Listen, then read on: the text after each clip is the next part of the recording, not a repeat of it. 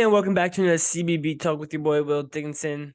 We're back with the microphone working this time.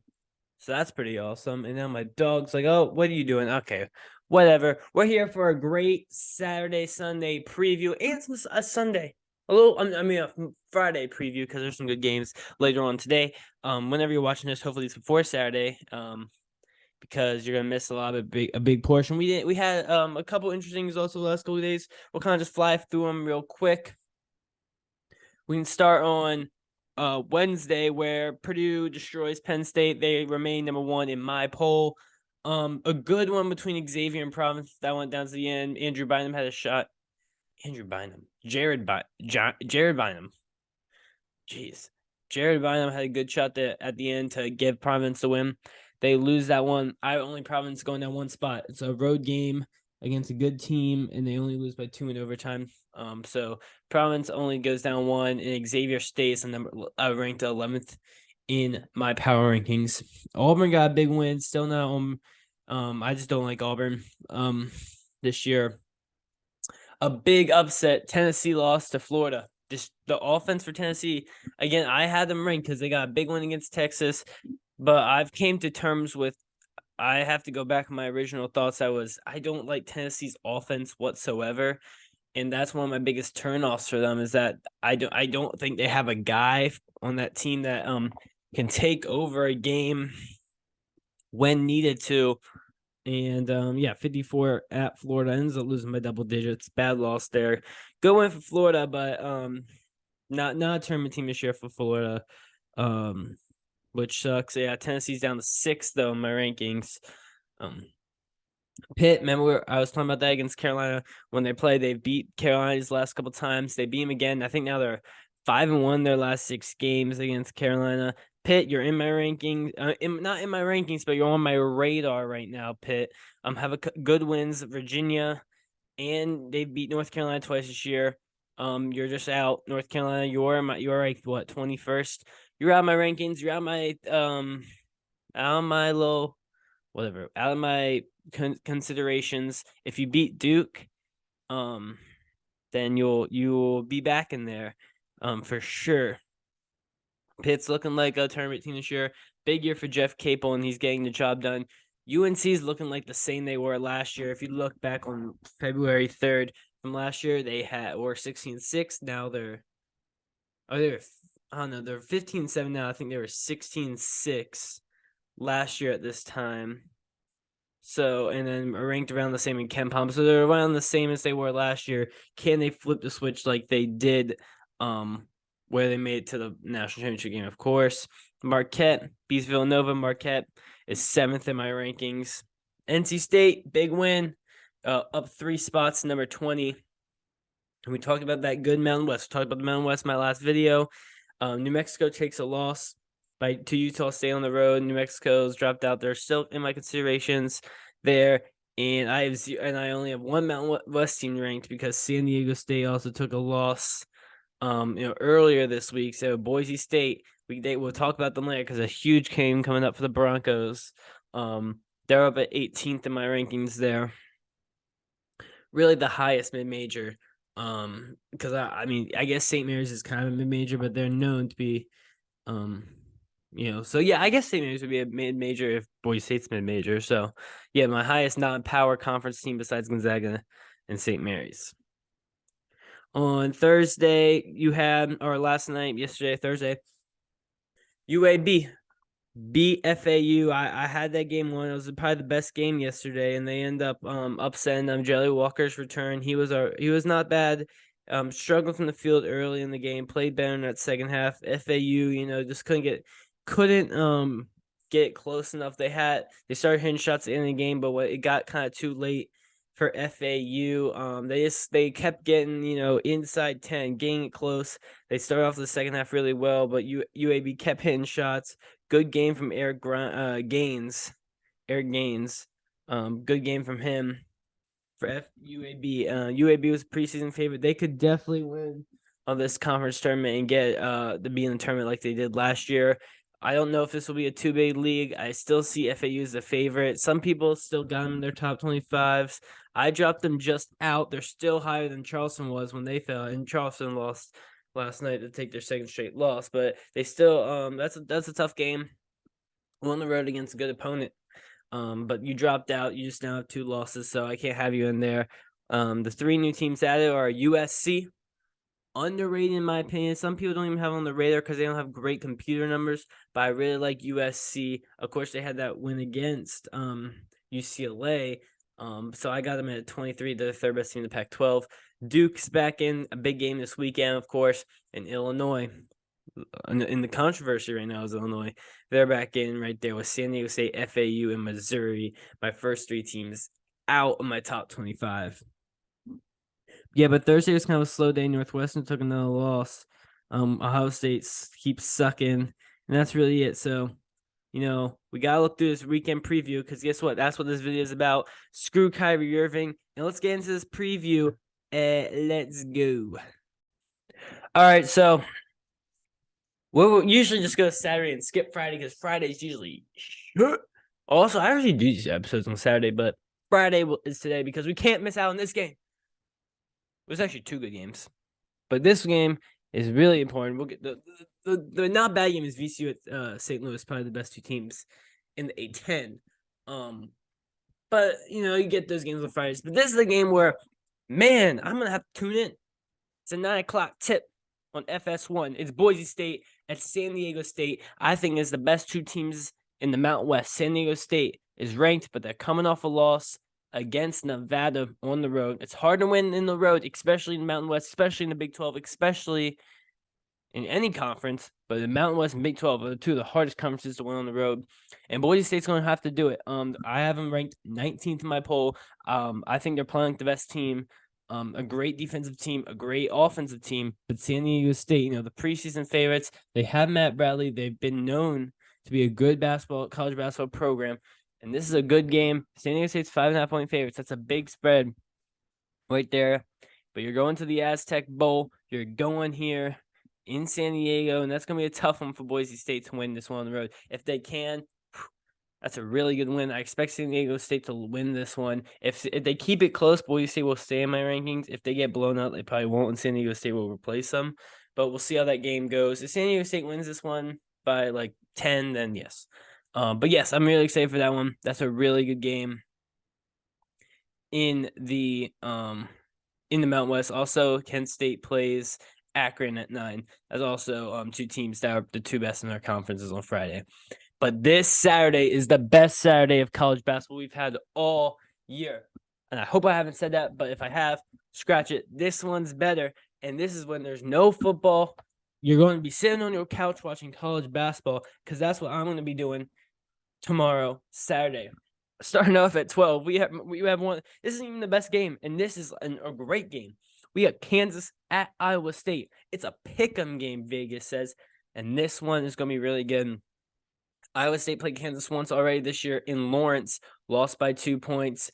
They're coming off, some 2 tough losses as Iowa State. They ruined my parlay. Remember that. I have them 15th in the rankings. Kansas, I got them at 5th ranked in my poll. This is a 6th ranked opponent. Kansas is playing all 7 games, and the one that wasn't ranked is Kentucky on the road. So Kansas, has gone through a really tough schedule so far, and they've shown that they can hold it. They went through that 3-game losing streak. They're back with a 2-game win streak, playing great basketball. I think this Kansas team, is really good. I think they can win this game on the road. They've beaten once this year. Hopefully, Iowa State will be fully healthy, because that will be huge for them to, get Kunk back in the lineup. Get Caleb Grill, played last game, wasn't 100%. Of course, they blew that lead. Can Iowa State, come back and show that they're still a contender in the Big 12? Because Kansas right now is my favorite to win this conference. I think they're the best team, even though after that 3-game losing streak. And I think you will go on 3-game losing streaks in this conference. Baylor's done it. Kansas has done it. Iowa State might do it here if they lose this one. And that's not going to change my opinion on them. A really good game to start off the day. Michigan State, Rutgers, 2 teams. Rutgers is probably 100%, not 100%, but 90% going to the tournament. Michigan State's probably a 75 going to the tournament. Rutgers at home usually plays good, but this one's actually in MSG, so it's not a full home game for Rutgers there. Virginia goes at Virginia Tech, and Virginia Tech's a favorite in this one. Which is kind of strange that Virginia Tech's a 1-point favorite against 6th-ranked Virginia, but it's Blacksburg is a tough place to go in. We saw Duke lose there. We've seen North Carolina lose there, and it's against their rival. You know the Hokies are going to be there. You know in Blacksburg you're gonna bring a great environment against Virginia, 2 rivals. I think Virginia's going to pull this one out, though. I mean, Reese Beekman can guard up with a Couture or Maddox or Padula. They got good guards. I love the matchup. Kie Clark has been amazing in his 5th year. Better than expectations. You know, he's had such a great career at Virginia, but man, what he's done this year is underrated in my opinion. He's the leader of this team, and he's played like the best player a lot of times. And Armin Franklin's really taken that step these last couple weeks. Again, Virginia doesn't have great bigs, and Grant Brasil is a great player for Virginia Tech down low. But I think Virginia will have not the size, but can shoot the ball well enough and has good enough defense to, I think, hold up Virginia Tech. But that's going to be a good one also at 12. So we have a really good 12 o'clock slate there. At 1 o'clock, Texas Tech goes at Baylor. Texas Tech coming off a huge win against Iowa State. Baylor should win this game at home. Texas Tech only has 1 conference win the whole year. But we can see if Texas Tech is now a little hot after 2 straight wins. 2 o'clock, we have a fraudulent Auburn team going at Tennessee. You know, Auburn blew out Georgia. I'm still not, a believer in Auburn. Tennessee also coming off a loss here, 9.5-point spread. I expect in Thompson Bowl Arena for Tennessee to get bounce back win. But 2 offenses I'm not big fans of here. Can one of them score 70 points to win this game? We will see. Let's see. TCU goes at Oklahoma State. I mean, every Big 12 game is going to be tough if you're on the road here.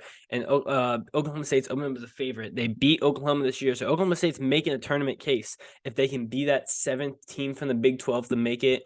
And we don't think Mike Miles will be, healthy for this game, I believe, which he's played like one of the better players in the country this year. An All-American, type guy.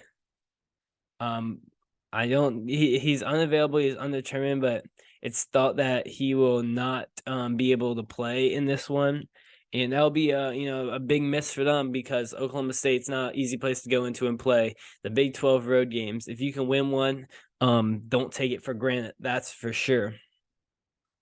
Illinois at Iowa is one of the most interesting ones because, the controversy going this week about, the Illinois fans buying tickets at Iowa because they always have a road game where all the students go. But then it was something about they took back the tickets for some reason, and Iowa claims that Illinois pretended they were a girls and boys club. So I don't know what the heck's going on there. If that's going to even affect any rivalry on the court, I'm not sure. But both teams looking for a win. Illinois bounce back into my top 25 here. A road win in the Big Ten is not easy, but I think Illinois can get this one. But Iowa's playing really good basketball since McCaffrey's came back. I think they're on a 2 or 3 game win streak, and so is Illinois. But they've had an easier part of their schedule, so another hard game there for Illinois to get in the Big Ten, 2nd place race because 1st place is Purdue. I'm fairly confident in that. A really good ACC matchup against 2 teams that have fallen recently is Miami and Clemson. One of these teams needs this win. It's in Little John Coliseum. Clemson coming off a bad loss to BC. Miami, got a nice win against Virginia Tech earlier this week, but still haven't played great. Try to get this one on the road. We'll see if they can do it. It's gonna be a fun game to watch. Isaiah Wong, I don't think Brevin Galloway is gonna play, but PJ Hall can give problems to Miami because they don't have great bigs. I think Miami can get this one on the road. Clemson's not the greatest road environment. So yeah, that'll be a good one. A real good one, which probably would have been the best game, but I think this is probably ranking as the 4th best game, 3rd best game. Then probably the 3rd best game is Purdue at Indiana. Of course, if Indiana didn't lose the game earlier this week to Maryland on the road, then it would have looked way better. Because right now Indiana is not ranked, but this is a real chance for Purdue to slip up here. You're going at Assembly Hall at Indiana against your rival, who's coming off a loss, and they're hungry to beat Purdue. Again, Zach Edey, Trace Jackson Davis, two of the best players in the country, the two best players in the Big Ten going at each other. Now, that's going to be a great matchup. Of course, Indiana does not have the size to keep up with Mr. Edey down low. Frankly, no one does, but definitely not Indiana. Of course, Trace Jackson Davis plays the 5, and he's only around like 6'8", 6'9". Well, Zach Edey's going to have a big advantage on him, but can Edey keep up with Trace Jackson Davis, who's such an athletic guy? He only really does it from the interior, but he's crafty, he's fast, he's very strong. That's a must-watch matchup. Mason Gill is coming off a 9-3 game, so this is going to be a really fun one. Two rivals going at it on ESPN. I think Purdue can get this one on the road. They're playing like the best team in the nation. I think they are the best team in the nation. I'm not sure if they're going to be my team to win the national championship, but right now, if you're not saying Purdue's the best team in the nation, then you're just a biased fan. So that's going to be a real fun one there, for sure. Dude, I didn't even know this game was happening. At 4 o'clock on ESPN2, at the same time as that one, you have Texas versus Kansas State.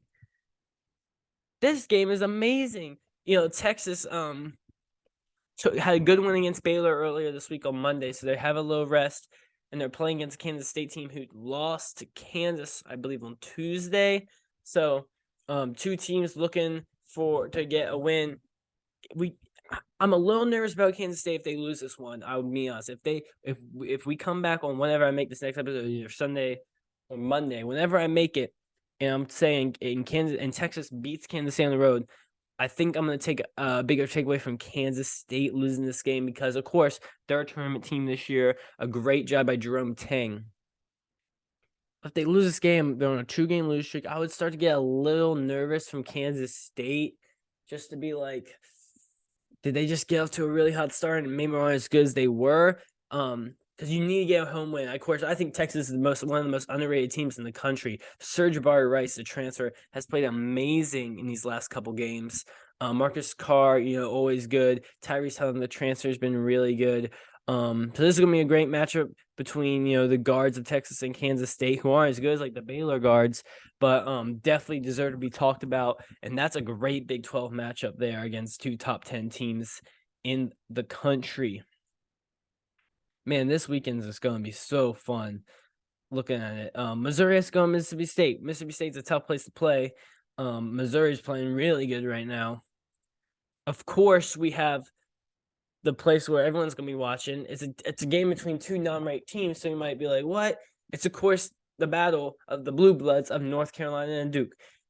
Where I'm from, North Carolina, it's the baddest rivalry in all sports, people say. It's the best rivalry in all sports. It's the two fan bases that hate each other. It's players that hate each other. It's coaches that may not hate each other, but are new to the program, new to this rivalry. Hubert Davis, 2-1 against Duke to start off his career. John Shire's first matchup as a head coach in this rivalry. It's the start of a new era in this rivalry. Duke at home, trying to get a win where trying to get another win when they haven't lost in Cameron. North Carolina coming out of loss. You know what they did last time when they were at Cameron? They said, bye-bye, Coach K. Last time they played Duke, bye-bye, Coach K. So this one is going to have, a lot of intensity on it. And it's going to be packed house. Cameron Crazies always bring it. And it's nothing else to say. Duke, Carolina, in Cameron Indoor. I think Duke's going to win this game. Last year they lost at home. But it was different circumstances. You play uptight in that type of game. All the pressure's on the world against you. I think, Duke's playing better. Jeremy Roach has been amazing. And Caleb Love's just been inconsistent this year. And UNC struggled to shoot free throws. And what really hurt Duke last year was Brady Manick's 3-point. They spread out the floor against them. This year, I don't think they do that as well with Pete Nance and Leaky Black in the game at the same time. And Lively's starting to play better. Flip Kelsey's going to be a matchup nightmare for Pete Nance, in my opinion. And this Duke team is playing better. I know they don't have Dariq Whitehead, which is going to hurt them. Which I believe they won't have Dariq Whitehead. But I think Duke, I don't know if they're the better team, but I think at home they're going to win this one. That's always a great game. Any Duke Carolina game is fun to watch, no matter how good the teams are. Of course, they're not the best Duke Carolina teams, but they're still, tournament level teams. So it's always a fun one, no matter where those teams are, and just excited to watch another great Duke Carolina game. And then on Saturday, this might be the best game of the week. Gonzaga traveling to St. Mary's. Woo! Two WCC's finest programs. Gonzaga, of course. They've won the league the last 11 years. I've at least had a share of it. They're one of the best programs in the nation. Mark Few is doing his thing. Drew Timme just hit 2,000 career points. He's going to be the all-time leading Gonzaga player when it's all said and done. But St. Mary's, the quiet, anonymous 7th-ranked team in the net. The freshman Mahaley, I still can't pronounce his name properly, but he's been amazing. Of course, we know about Gonzaga and Drew Timme, but going into the University Credit Union Pavilion, the UCUP. You go in there, which is a small venue. I think I heard seats are almost like not even 4,000 people. So Gonzaga's going to have to do it to prove that they are the best team in this conference, because right now I'm not convinced. Maybe St. Mary's is a computer, they trick the computers. They're maybe they're fraudulent. We'll see in this one. I think St. Mary's will open up as a betting favorite. Of course, this game's a freaking 10:30, so who even knows who will be watching this on ESPN. But this is going to be a really, really, really good game. The Zags on the road trying to get a win. If you lose this one, you're going to be at 2 games down the conference and might not be able to win it. And the win for St. Mary's is going to bump them up a lot in my rankings and the AP rankings. And the win for Gonzaga will do the exact same. So that's going to be a fun one. The Saturday is amazing. From 12 to midnight will be great college basketball games, which is just good for the sport, and especially in a week like this where there's no NFL. Sunday is kind of a slower day. You have Ohio State, Michigan, 2 teams that probably won't make the tournament this year. Good rivalry, 2 teams that won't make the tournament. And Houston has to go back at Temple, which they lost to earlier this year, and now you're going on the road at Temple. Watch out for Houston losing another one and putting Temple probably in the tournament with the win there. Well, as of then, they would be in the tournament, and Houston would probably slip further down. We would know who would be the second-ranked team, probably Alabama again, right? So, yes, this weekend is what college basketball is all about. On Saturday, from the start of the day to the end of the day, you're going to be watching great games. It's kind of like rivalry week part 1, and then they'll finish up in the last week of regular season. But of course, Duke Carolina is going to be the national game. But Gonzaga-Saint Mary's might be the best game. Kansas Iowa State, an amazing one. Indiana versus Purdue, and Texas versus Kansas State. All of them amazing games. More in between. Can't wait for this weekend. Thanks for watching episodes. Drop your predictions if you want in the comments. And peace out, my college basketball lovers.